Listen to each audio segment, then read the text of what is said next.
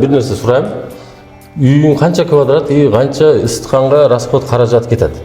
Квадратурасы примерно 240, эми кышта где-то 20 миңге чейин төлөдүм ар ай.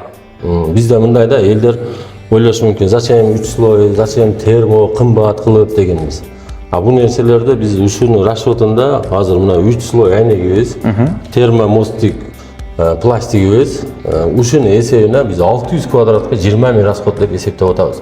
Из-за того, что потерябыз минимальный болгон үчүн. Сенде көбүрөөк чыгышы потеря көп. Айнектерде, дубалда неутепленный, потолок неутепленный ушулардын эсебине. Азыр бул үй ошондо канча общий квадрат болуп атат? Общий квадрат 600 квадрат. 600 квадратка 20 миң сом акча келеби айына? Куда каласа. Куда калса. Ушу расчетта, ушу утеплениянын расчетун алып. Значит, остальное сөз утепление болот экен да? Да, утепление буякта эң чоң ролду ойнойт.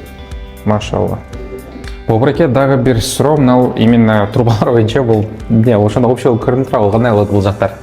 Сиз ачык тура турасыз. Айттың али буякта мына турбалар эми бизде подача обратканын немеси ролун ойнойт. Буякта все утепленный. Мунун пока низашили гипсокартон менен. Бул тосулуп вообще көрүнбөйт. Мына турбачы. Бул канализационга окшойт а? Туура таптың, бул канализационный труба, даже буну чтоб звук ар кандай чыкпас үчүн шумоизоляция менен полный капталган. Эч кандай звук чыкпайт. Куда кааласа эч кандай звук чыкпайт бу жерлерде. Машалла.